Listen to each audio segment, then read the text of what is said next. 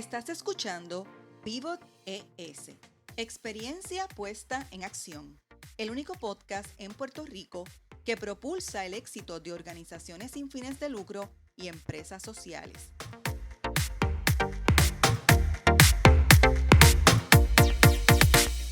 Soy Marieli Rivera, de Changemaker Foundation, y escucharás a líderes que innovan con soluciones para el desarrollo sostenible. Nuestro episodio de hoy, inversión social para pivotar la filantropía.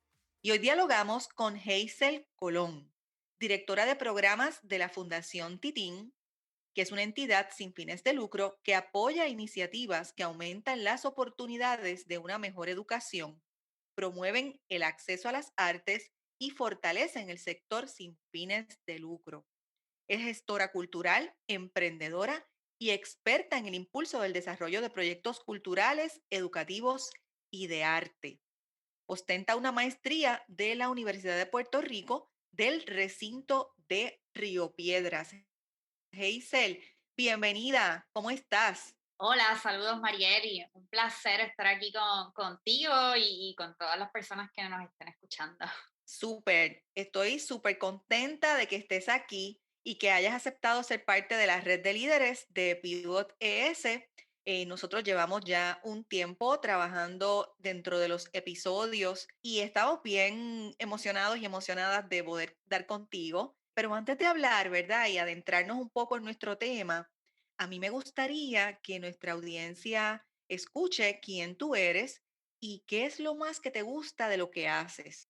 Pues mira, antes que todo, comienzo por felicitarles, ¿verdad? Por la excelente labor que están haciendo. Creo que están un poco provocándonos a nosotros como audiencia y creando unos espacios de discusión que son súper importantes, pero, ¿verdad? Más que todo, súper necesarios, sobre todo cuando estamos hablando del sector en específico. Así que, nada, no quería pasar por alto eso, así que muchísimas gracias por esa labor. Honestamente, yo me considero, pues antes que todo, una mujer puertorriqueña, gestora cultural, que es una de mis, ¿verdad?, grandes pasiones y lo he hecho por muchísimo tiempo. Una persona que pues sigue bien comprometida y que he intentado, ¿verdad?, a lo largo de mi desarrollo profesional mantener una filosofía, ¿verdad?, y una ética bien centrada en lo que son proyectos, programas y diseño de iniciativas que repercutan axiomáticamente sobre el espíritu de nuestra sociedad, ¿verdad? Y que transformen de alguna manera positiva algún status quo, algún paradigma que no esté funcionando, que simplemente sea nocivo para el desarrollo social de nosotros y nosotras.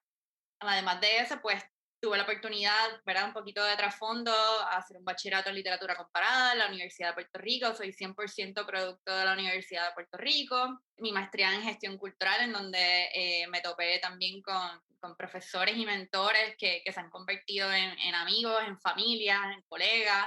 A raíz, ¿verdad?, de la maestría, tuve la oportunidad de hacer un internado en la iniciativa de agentes culturales de la Universidad de Harvard y pude hacer era un internado completo allá bajo la tutela de la profesora Doris Sommer, una persona que admiro muchísimo porque ha desarrollado muchísimas, ha posicionado sobre todo el movimiento de la gestión cultural y la profesionalización de la gestión cultural en esos espacios académicos, ¿verdad? Importante.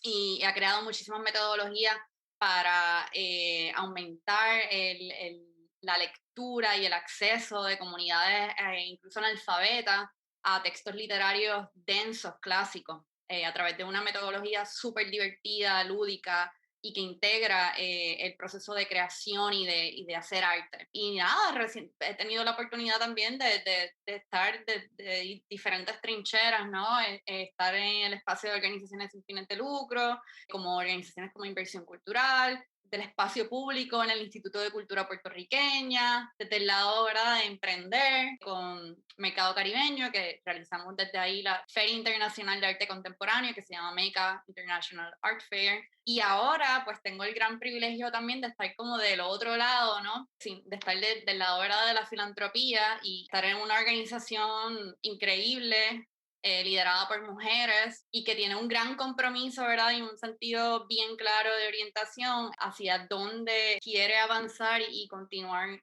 su impacto, ¿no? Dentro de Puerto Rico. Eso me encanta, todo lo que has contado y especialmente que obviamente Fundación Titín se está ocupando, ¿verdad? De crear estos espacios y de incidir en la discusión de estos temas. Parece que eso es genial. Y también tengo que decirte que me encanta que hayas compartido que trabajaste con Doris Summer porque es excelente. Conozco muy bien el trabajo del movimiento, ¿verdad? Y del proyecto de gestores culturales es bien, bien importante y ha tenido unos logros, como tú dices, muy significativos para avanzar, ¿verdad? E integrar desde otra perspectiva esta educación en términos de educación cultural. Me parece bien importante. Así que este tema es genial porque yo creo que estamos en un momento como histórico para todas las entidades que pertenecemos a organizaciones, ¿verdad? El ecosistema de las organizaciones sin fines de lucro y un poco traer el tema de la inversión social y lo atiendo como precisamente como una gestión que se va desarrollando diferente ya dentro del propio sector. No estoy segura si a raíz de todas las experiencias que hemos tenido luego de los huracanes Irma y María, el tema de los terremotos a nivel geomorfológico y actualmente la experiencia de la pandemia que ha provocado que se empiecen a desarrollar unas instancias de trabajos y de experiencias diferentes para ponerlos en acción dentro del tercer sector. Así que me parece que es un momento clave para darle otro giro al tema del impulso de la gestión filantrópica y un poco irnos ya más allá de lo que continuará siendo y existirá como la filantropía de caridad, ya verlo desde una perspectiva diferente donde van evolucionando, ¿verdad? Y aunque coexisten y cohabitan, pues hay unos posicionamientos distintos y unos también unas esperadas o esperados resultados con relación a esa inversión filantrópica. Así que hablemos de inversión social en el sector sin fines de lucro y querías, ¿verdad?, romper contigo en cómo tú entiendes que se puede potenciar el sector con ideas, como nosotros decimos, fuera de la caja o out of the box. Pues mira, yo creo que, ¿verdad? Para empezar, creo que es bien importante lograr dentro del ecosistema de la filantropía un lenguaje en común. Yo creo que el lenguaje es un arma bien poderosa, ¿no? Y creo que nos hace falta como reconocer cosas y aceptar tal vez algunas otras cosas para poder seguir moviéndonos hacia adelante. Entonces, como bien planteas, yo creo que siempre va a seguir, cuando entendemos filantropía y entendemos como la filantropía como una gestión, entendemos la filantropía como un todo, como un impacto, siempre va a existir la filantropía que está enfocada en la caridad y eso está súper bien y es necesario. A lo mejor moviéndonos, ¿verdad?, hacia adelante también y comenzando a definir y creando como que ese glosario en común, podemos también diferenciar y entender, ¿verdad?, la ideología o la mentalidad o lo que se está intentando alcanzar desde una inversión social que, como tú bien decías, ¿verdad?, pues ya tiene como otras condiciones, ¿no? También se espera como un arquetipo y una arquitectura un poco más rigurosa del proyecto, se espera entender, ¿verdad?, como que y definir cuál va a ser el impacto, cuáles van a ser esos entregables, cuáles van a ser esos outcomes definidos y cómo también, ¿verdad?, todo eso incide dentro de una teoría de cambio, ¿verdad? La teoría de cambio que pueda tener la organización, que pueda tener la fundación, ¿verdad? La entidad que esté a cargo de hacer esa inversión. Y yo creo, y esto es algo súper interesante porque es algo que vengo pensando desde hace mucho tiempo, precisamente por esa transición de las que él hablaba, ¿no? De los lugares y los espacios que he podido ocupar a lo largo de los años. Y yo creo que para como comenzar a aceptar, ¿verdad? Esas nociones o comenzar a posicionar, ¿no? Esa noción de inversión social es bien importante como entender también como cuáles son esos valores, ¿verdad? Por los que nos vamos a regir y cuáles son esas acciones bien puntuales que necesitamos para crear este impacto y a través de iniciativas, como tú bien mencionabas, fuera de la caja. Y yo por lo menos pues tengo como así en mi mente, ¿verdad? Como 5 elementos que creo que son claves en ese proceso. Por ejemplo, entender, ¿verdad? El lugar, cuál es el lugar, dónde está ese lugar, porque, y cuando me refiero a lugares, cuáles son esas otras entidades, ¿no? Como que alrededor mío, con las que yo voy a estar trabajando y voy a accionar y voy a crear cosas en un ambiente de colaboración. Dentro de ese lugar, pues tienen que haber unos procesos y para que esos procesos y ese impacto al final sea mucho más nutritivo, yo creo que ahí está y radica el gran valor de la inversión social, es que no puede ser un proceso en el que solamente estén identificados personas como yo, como que solamente mis pares exclusivos que están enfocados en el mismo sector.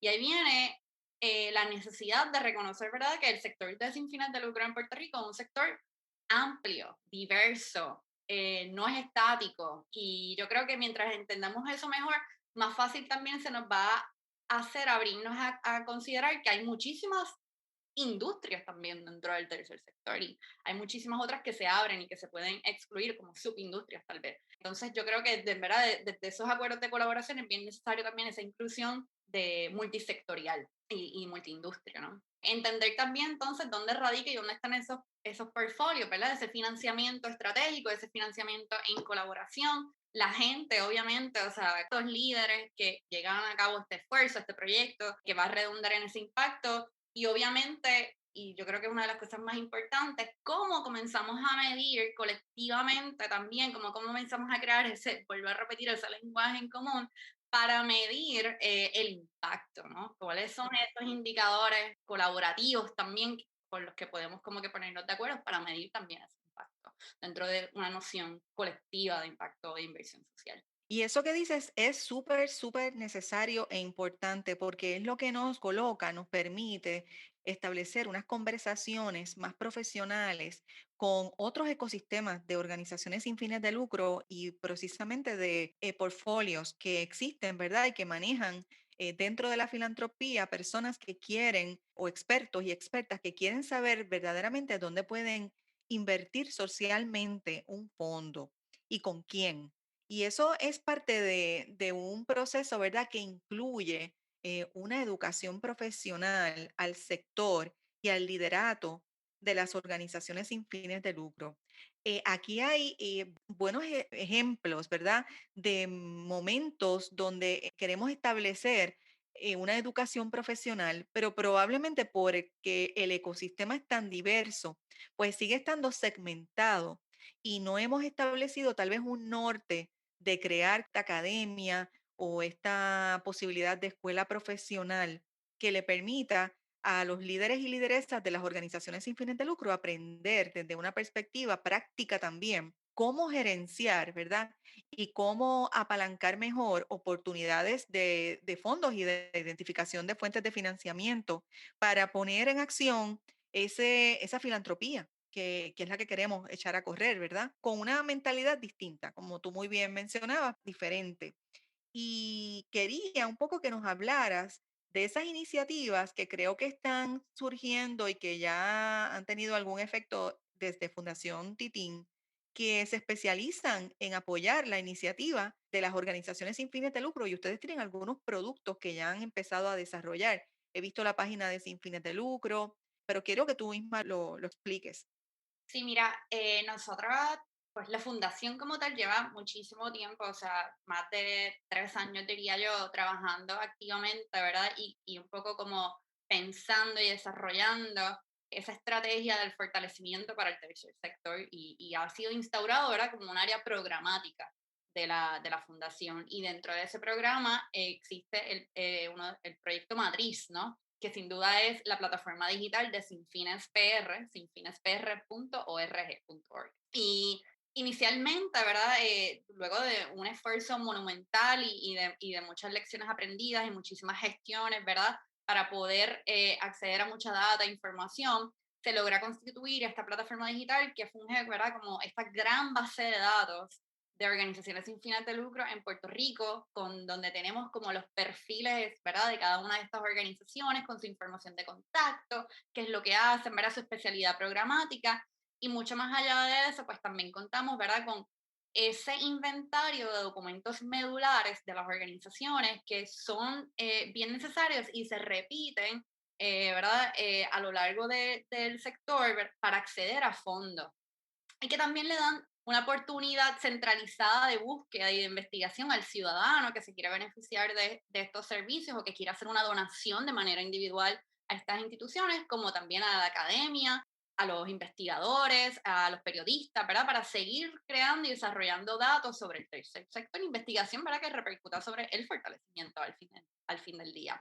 Entonces, la plataforma estaba así constituida y cuenta con más de 1.300 organizaciones, ¿verdad? Que tienen su perfil con sus datos dentro de Sin Fines PR.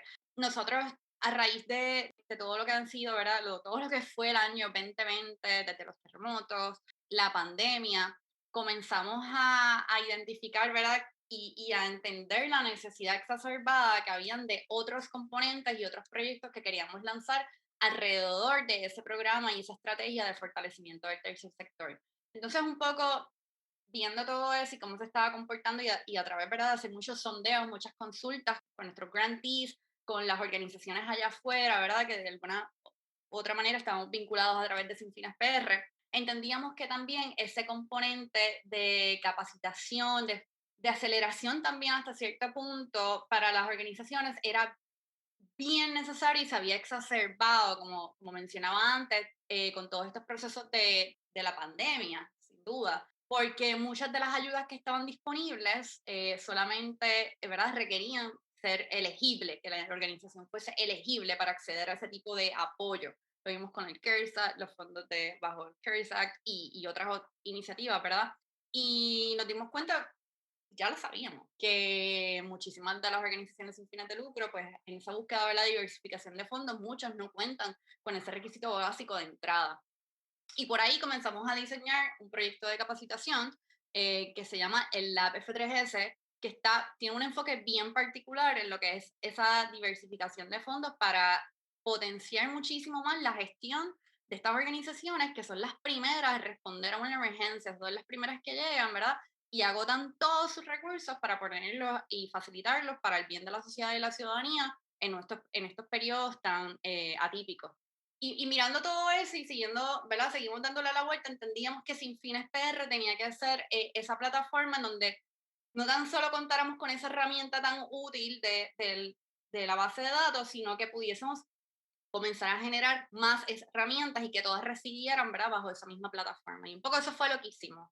Y comenzamos también a repensar Sin Fines PR bajo esa idea y bajo esa meta. Y hoy por hoy pues tenemos a Sin Fines PR como una plataforma que es una plataforma de herramientas para el fortalecimiento del tercer sector, en donde tenemos esa base de datos.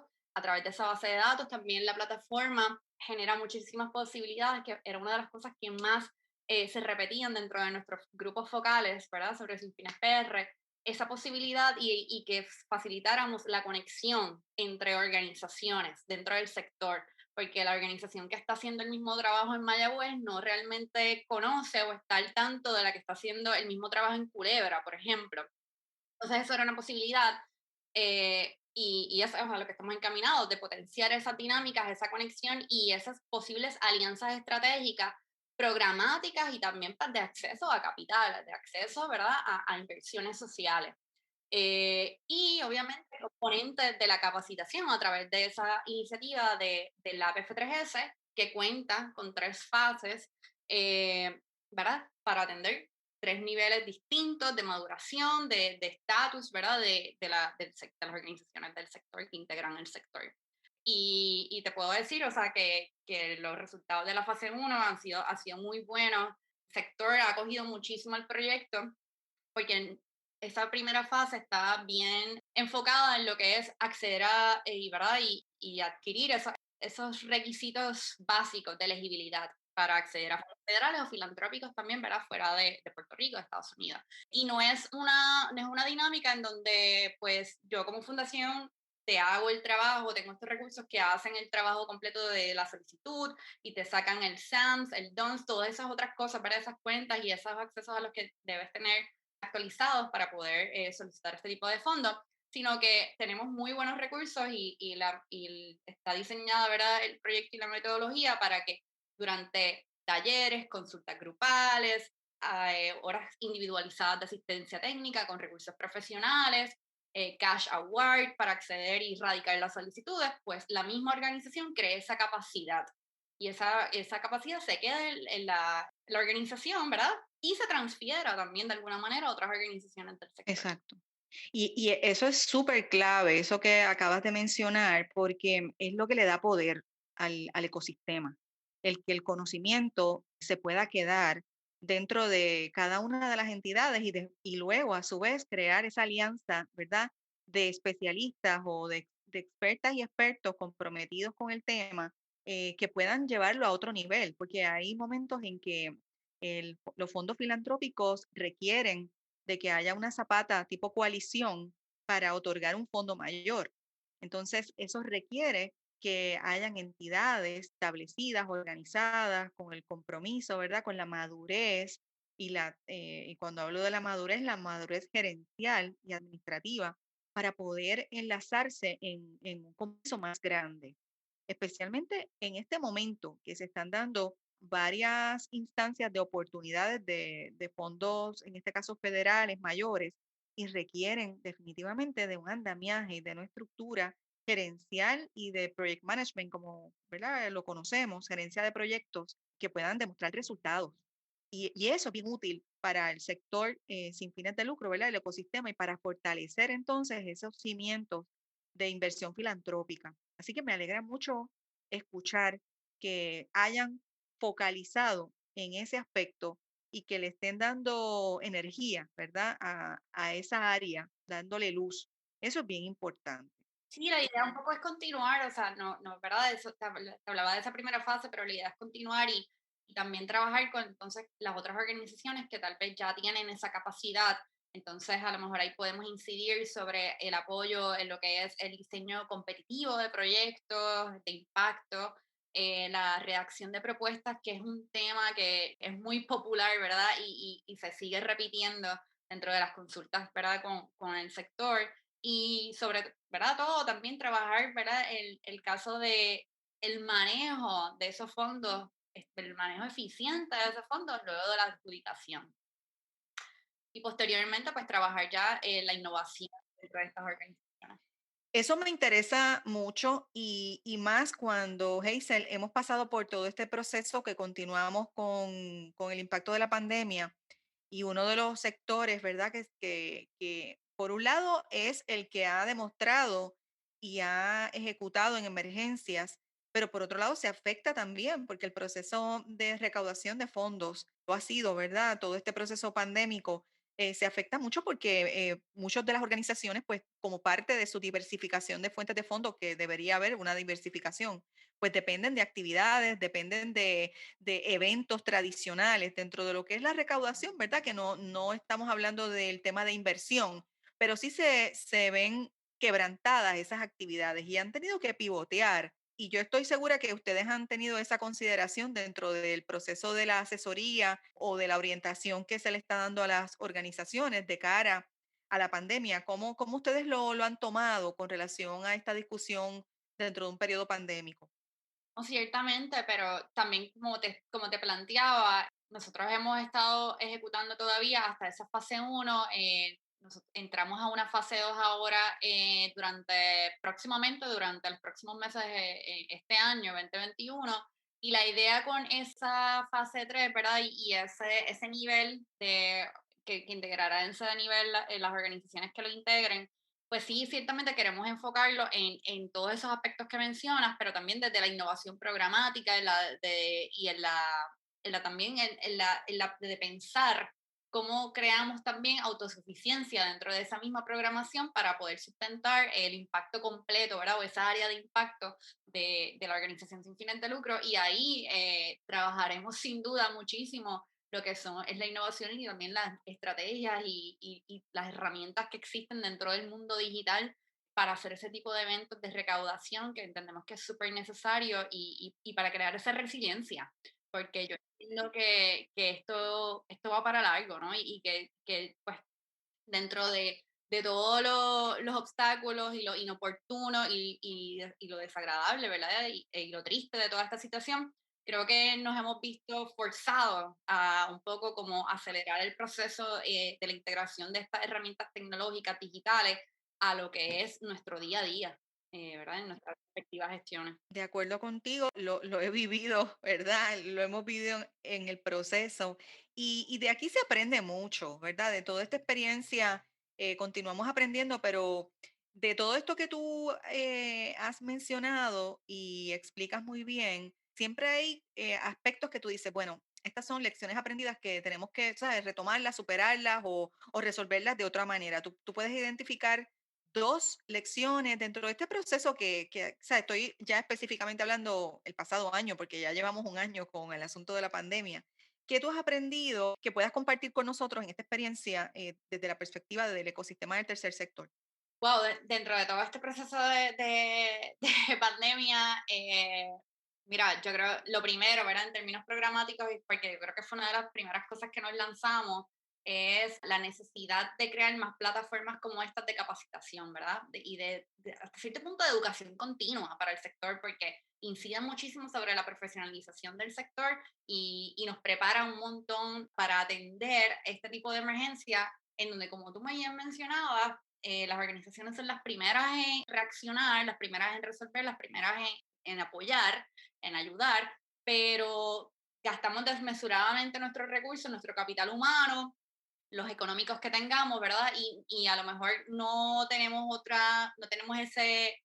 esa mentalidad o ese backbone desde afuera, o no estamos muy conscientes, ¿verdad? De esos procesos y esos andamiajes operacionales o de esas estrategias que también deberían ir en paralelo de alguna manera, ¿verdad? Precisamente para potenciar y no gastar desmesuradamente, ¿verdad? Y acabar la excelente labor que se realiza. Y aparte de eso, también ha sido un, un proceso de muchísimo aprendizaje interno, ¿verdad? Desde nuestro mismo equipo y de las cosas que nosotros teníamos que mejorar, por ejemplo, el trabajo remoto, o sea, no nos habíamos enfrentado como equipo, nunca a eso. Y ahora hemos también estado bien pendientes a realizar alianzas que un poco repercutan en que nuestro equipo esté empoderado y conozca todas las herramientas que ya estaban accesibles y que a lo mejor no teníamos ni mucha noción de que estaban accesibles para seguir nuestro trabajo, nuestra gestión y ofreciendo nuestros servicios, nuestros proyectos. Y estoy hablando de herramientas como, por ejemplo, o sea, las mismas que uno usa día a día y a veces uno piensa que solamente lo que necesito cuando estoy en la oficina es el Excel, el Word y este tipo de cosas, pero no, hay una otra gama de herramientas que están siendo súper subutilizadas y que ya están, ¿no? Hasta dentro de la misma organización y nos estamos capacitando, hemos hecho alianzas estratégicas para capacitarnos y sentir que dominamos muy bien todos estos procesos para también integrarlo a toda nuestra gestión, ¿verdad? Y nuestros proyectos con sin fines PR. Y modelarlo, que es bien importante porque todos hemos estado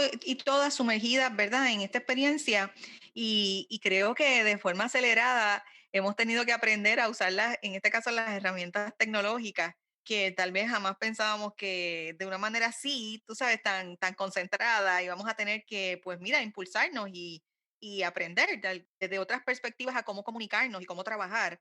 Y eso, pues mira, sí, yo creo que no hay vuelta atrás en ese sentido. Creo que si lo van a integrar, me parece genial, porque una modalidad que se coloca como real, ¿verdad? Dentro de las circunstancias y que ayuda a capitalizar, como tú muy bien comentabas, en esfuerzos y hacerlos mejor, ¿verdad? Y eso siempre nos lleva a también entender que detrás de esto pues tiene que haber una estamina del liderazgo. Y creo que tú conoces bien, ¿verdad? Lo que es fortalecerse en esa área y tienes que tener siempre tus dos mejores prácticas como líder, especialmente cuando queremos modelar un liderazgo a nivel programático, que es clave. ¿Cuáles son esas dos prácticas de Hazel? La mía siempre, o sea, por excelencia es el equipo, ¿no? Asegurarme que primero que estoy rodeada de las personas adecuadas y que las personas adecuadas están sentadas en los lugares que deben estar sentadas, ¿verdad? En donde se puede maximizar su potencial y donde están sus fortalezas y por el otro lado tratar también de dotar con herramientas y buscar siempre la manera de seguir creciendo como equipo, de seguir aumentando la capacidad como equipo y facilitando herramientas para atender nuestras debilidades, ¿no? O áreas de oportunidad. Y así que yo creo que siempre es súper importante, al menos para mí, en cualquier proyecto, en cualquier programa en el que me sumerjo, ¿no? luego de eso, ¿verdad? Y de que nos sentimos como cómodos y seguros con eso, yo creo que hay que confiar entonces en el equipo. Hay que confiar y estar abiertos, ¿verdad? A veces cuando estamos trabajando, estamos tan inmersos y estamos tan sumergidos y solamente estamos viendo como un lado de las cosas, estamos perdiendo de vista como muchísima amplitud en la visión completa, ¿no? O viendo todo, o no podemos ver todo esto a largo plazo o a un nivel mucho más alto. Así que a mí siempre me encanta como, y me hago como esos pequeños auto-checks, ¿no? Como de asegurarme que estamos haciendo abiertos, que estamos siendo receptivos a impresiones, a opiniones y a ejemplos, a modelos que traen otros miembros del equipo, porque eso aumenta culturalmente la riqueza de todo lo que hacen. Y para mí es súper importante. Esas dos prácticas son clave, las vamos a mantener en este podcast grabadas porque precisamente es una herramienta educativa y son bien importantes. Estoy completamente de acuerdo contigo porque resueno, ¿verdad?, con ambas. Y en todo este proceso, Hazel, yo creo que es bien interesante que todas las entidades, ¿verdad?, a nivel del ecosistema que es tan diverso, en términos generales, todas han tenido que pivotar. Desde María para acá hemos tenido que transformarnos y a veces asumir unas responsabilidades para poder atender, ¿verdad?, circunstancias que se nos presentan. Pero desde esa perspectiva que ustedes en Titín le están dando esa fuerza, ¿cómo crees que podemos pivotar juntas para acelerar y transformar el ecosistema ya de una mirada más un poco de proyección? Mira, yo, ¿verdad? Vuelvo y suena súper redundante, pero para mí clave es la profesionalización. ¿Cómo podemos seguir aumentando, ¿verdad?, las iniciativas y estas herramientas que incidan sobre la profesionalización del sector para tener un sector más resiliente, más preparado para enfrentar periodos críticos, periodos de emergencia, sus periodos regulares, sin extinguirse, ¿no? Sin que la organización tenga que desaparecer por precisamente estar haciendo su labor. Y segundo, creo que también nos toca comenzar a crear, como bien iniciábamos, ¿verdad? Cuando iniciábamos, mencionaba, ese lenguaje en común, ese terreno en común, para definir, para alinearnos, para crear ese glosario en común, porque yo creo que desde ese entendimiento y desde ese lenguaje en común podemos lograr muchísimas cosas, cuando todos nos sintamos que estamos en la misma página y que estamos alineados. Hazel, sabes que te voy a volver a invitar, ¿verdad? Que vamos a tener que seguir conversando porque aquí hay muchos otros temas y sabes que tienes aquí tienes una aliada y tienes una organización hermana aliada porque nosotros resonamos con eso y lo vivimos y lo modelamos. Así que yo te agradezco mucho que hayas aceptado compartir este ratito con nosotros y que hayas enmarcado estos temas súper, ¿verdad? Súper dirigidos en un momento tan importante para ese profesionalismo que tenemos que seguir incidiendo dentro del ecosistema de las organizaciones sin fines de lucro y de las empresas sociales también.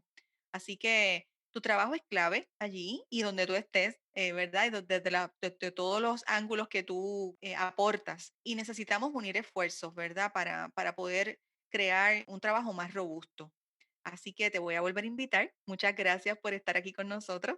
Gracias y yo encantadísima y qué bueno que nos quedamos con la ganas de seguir conversando para que haya una próxima. Gracias. Me encanta, me encanta. Y Hazel, si te gustó este episodio, te voy a pedir que lo compartas y que nos escuchen a través de las plataformas en Spotify, iTunes, Teacher, Google Podcast, Apple Podcast, iBox y Anchor. También que nos sintonicen en YouTube porque nos consiguen a través de Pivot ES y que se suscriban. Por supuesto que no olviden darle a la campanita para que te lleguen las notificaciones de nuevos episodios y de webinars también. Así que Pivot ES es la plataforma de comunicación de la entidad sin fines de lucro Changemaker Foundation que tiene como objetivo desarrollar el liderato dentro de las organizaciones sin fines de lucro y empresas sociales. Así que te espero en el próximo episodio.